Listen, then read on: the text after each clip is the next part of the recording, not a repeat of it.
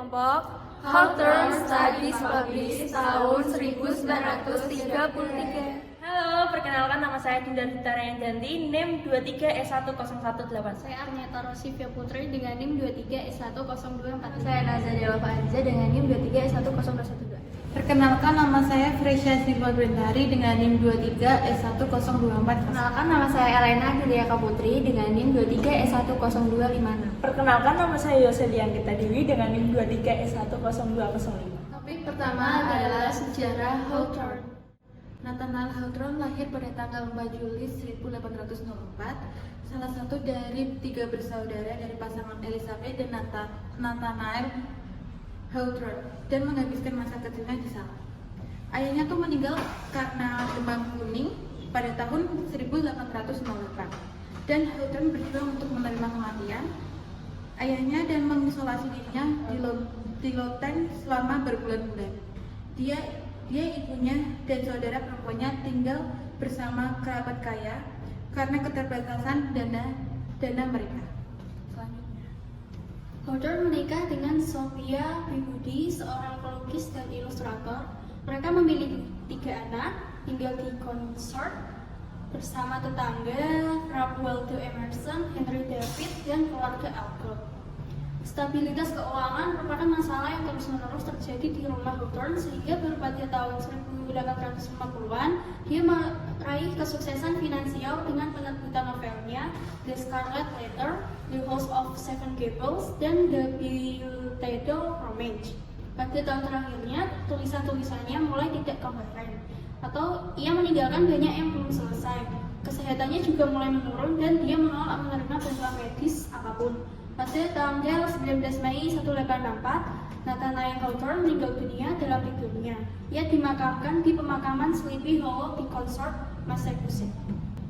Pembahasan kedua adalah tujuan dari event ini, yaitu untuk meningkatkan cara kinerja karyawan yang dipengaruhi oleh lingkungan, rekan kerja, serta kemampuan dan keterampilan karyawan.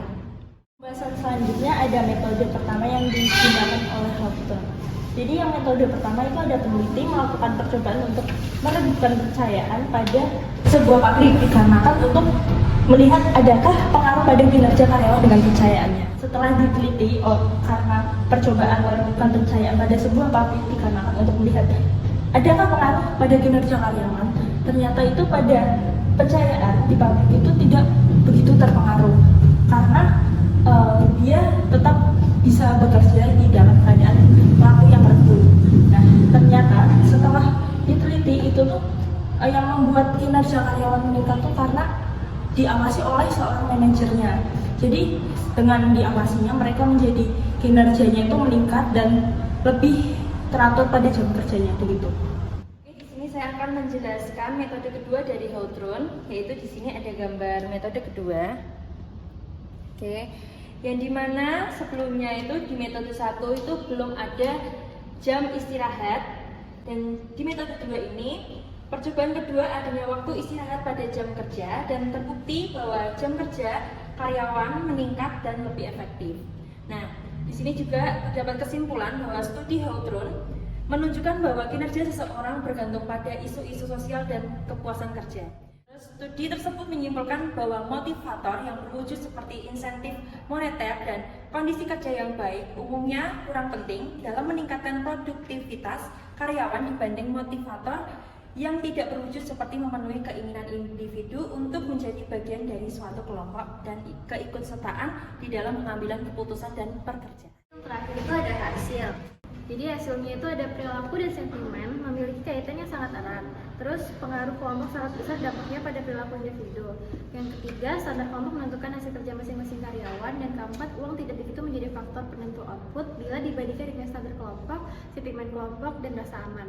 Jadi itu kesimpulan tersebut itu berakibat pada penekanan baru terhadap faktor perilaku manusia sebagai penentu berfungsi atau tidaknya organisasi dan pencapaian sasaran organisasi tersebut.